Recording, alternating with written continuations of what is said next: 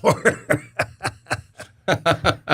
But I fit another guy to a crank driver yet last night, and he was hitting his ping and his Cleveland about the same. We fit him to the crank, and he picked up 16 yards. Cranked it. The crank driver, huh?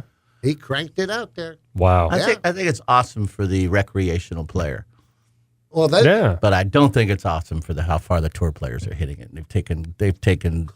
Do you know that? And we'll talk about your club in a second. But do you know in this century, what is that? 18 years now, 19 years now, that no one has been the most accurate driver has been in the top 50 of money lists or points. Has not. Anybody's the most accurate driver. The number of most accurate drivers has not been made the top 50. I believe that. Oh, the top 50. Not Calvin Pete. No, that's this century. Oh, well, this century. Okay. It happened a lot back in the days before the ball in the club changes. Fred Funk did it a few times, made the top 10.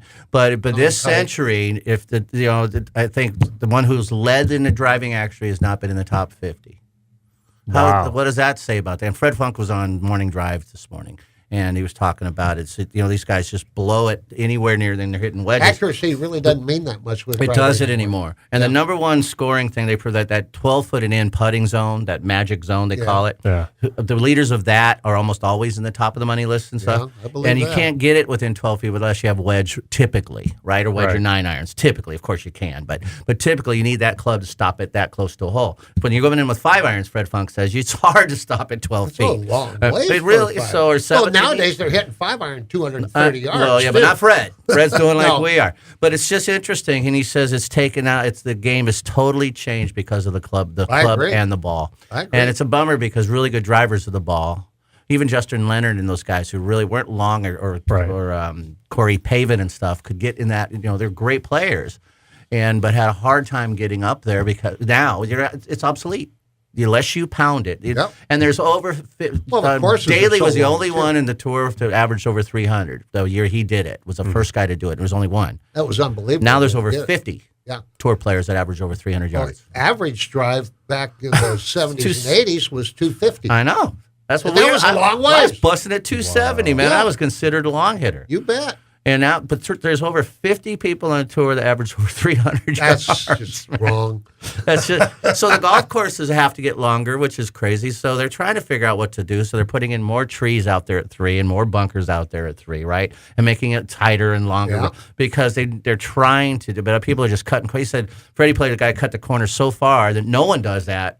And then he went like Bubba did on 13 at the Masters with a fade. Remember how far he hit around that corner? It was unbelievable. He had sand wedge into 13 or something with a fade around that corner.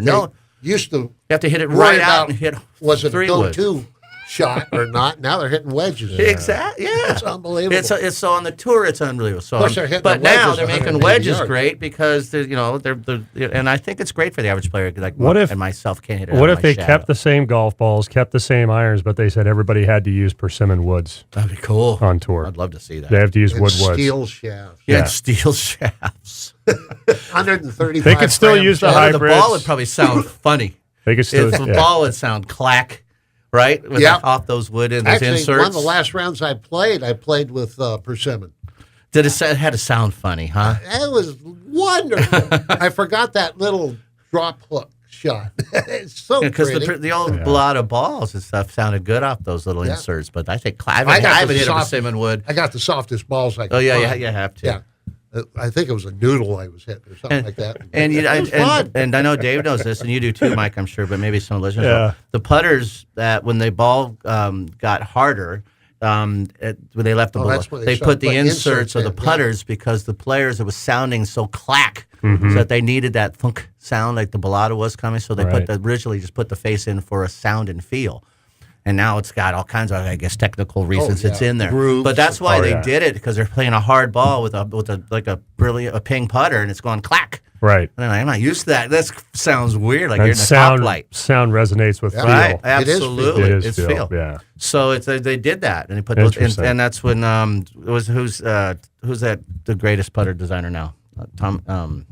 Copied all the pings. What's his name? Scotty Cameron. Scotty Cameron's one of the first to put the insert in. Yeah. And now the whole world's doing that. Can't believe I didn't think. Odyssey put that little plastic insert in. They did it because of that ball sound. So I should go bring my persimmon out and hit a ball, see what it sounds like. It would be fun. Cool. It would be really ready for it to break. And they look so small. The driver looks like a little hybrid. What? Well, Doug Bajanes and I went out. We played blades and persimmon. And when we walked out to the first tee, everybody saw our clubs, and we had a group of about 12 guys watching us tee off. They said, "I bet you don't even hit the ball." Wow. You guys can play. Dougie slammed it. Be kind of fun. Anyways, talk to us about this thing, man. What do you got going on this new wedge? What's happening? Oh, the high toe wedges you were talking about?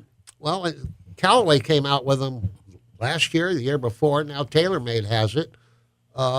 It raises the center of gravity is probably the biggest thing it does. Is just because the toe is so high. Does that help keep it down then? Yeah, so you can hit a lower shot. Oh, I need that. Penetrating shot. So so it's a bigger toe, but it really goes lower, which is because I hit mine too high and too short. I can get you one. Lefty? They wrote mine not until 2030, probably. I can get you one. 31. Thanks, Dave. But also for when you hit a lob shot and you open it up, it helps for the people, when you slide under it, sometimes you got a little too much grass under the ball and you slide under it a little bit. The higher toe gives you more golf club where you might just take away one of those. Yeah, instead of going under it, you might hit it.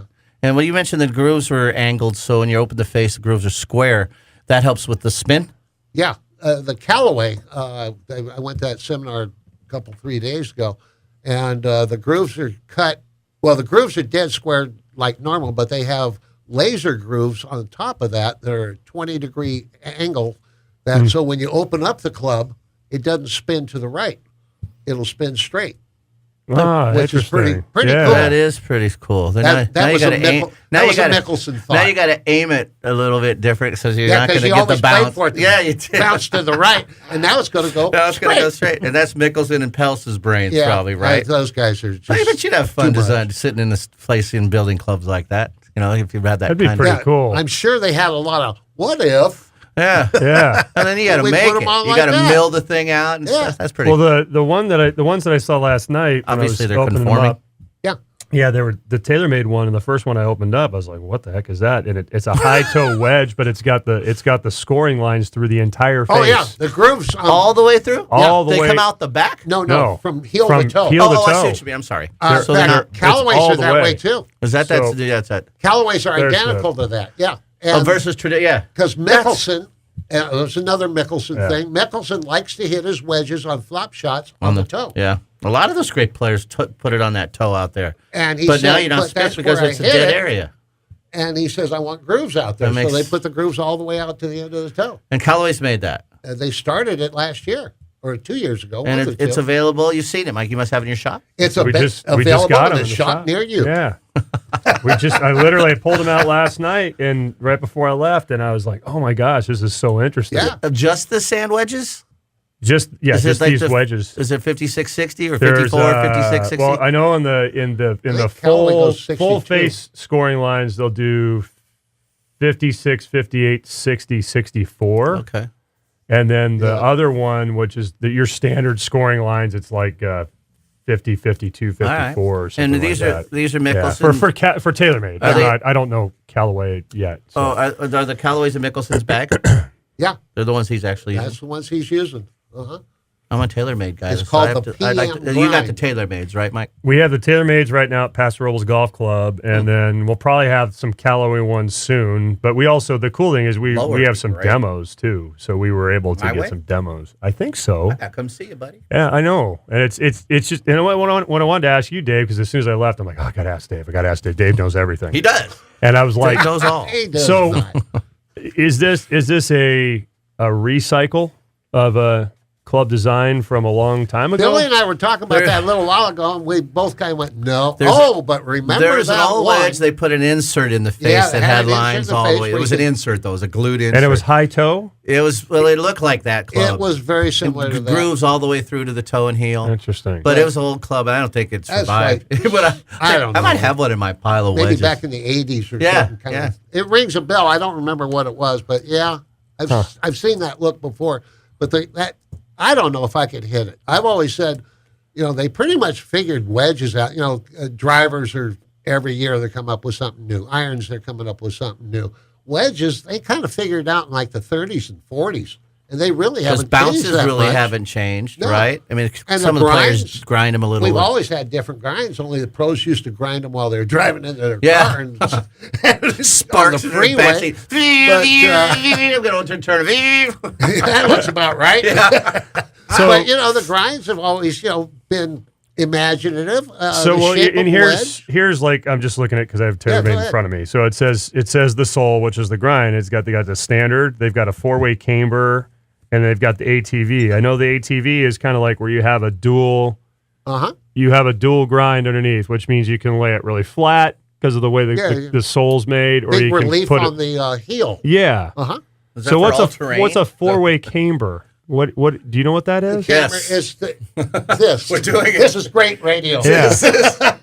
Yeah, no, it's the radius of the sole. So what does that do when it says 4-way camber? You can lay it, you can tow it, open it. You can shut it, and it's toe, heel, front, back. You've got it gives it. Think of the old Hogan Sure Out. That's a 4-way camber. It keeps it kind of square, so you can lay it and it still keeps it. You can hit it off of any line. Yeah, you can hit it off the idea lines. behind it. Yeah, that's cool. So they've got on the high toe wedge, like for TaylorMade, they've got that 4-way cambers available in a 56, 58, and a 60. Dizzy Gillespie had some cambered sole.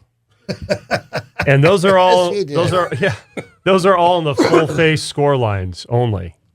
So it's interesting how the companies are kind of. But different grinds have been around forever. Yeah, but how they're combining, like you can only get the 4-way camber with the full score lines across the entire face of the wedge. Well, I guess they had to cut it down. Yeah, but it's interesting. I always find this SKU numbers. Yeah, I always find this stuff fascinating. I always used to have a ball. I had so much fun. I used to grind wedges for Sandy Koufax.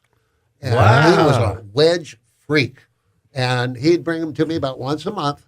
He said, I got a new wedge. I need the Was that here on the Central Coast? Yeah. Was he a lefty golfer? He was left-handed. He lived at Paso Golf Club. Yeah, he lived at Paso. I found that out. And there are people that I've met that actually nicest saw guy him when they were in young. The planet. Yeah. He was just a super guy.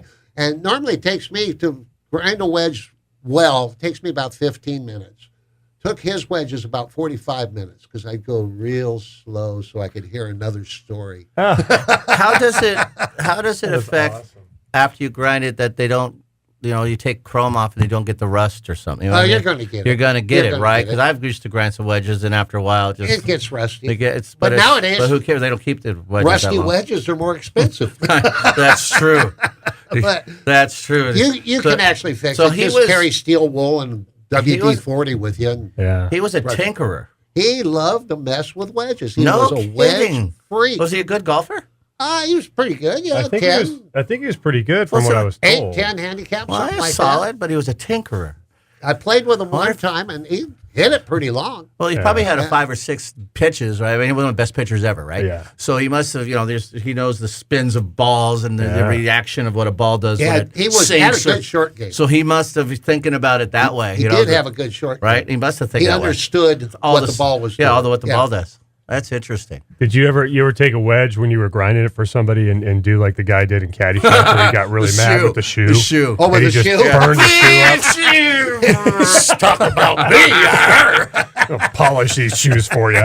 You go a little too deep, you can't really figure a little solder out. Get a little, oh no. Do you got any wedge filler? Wedge filler. I broke putters. I'm sure you have too. Trying to bend a putter and you snap the hosel. You can. Anytime I broke one club bending. You can anytime you bend a club, there's a chance of breakage. It's just the way it is. Yeah. But nowadays, they're much more malleable. Or are they just? That's where that guy was. That's where he was staying.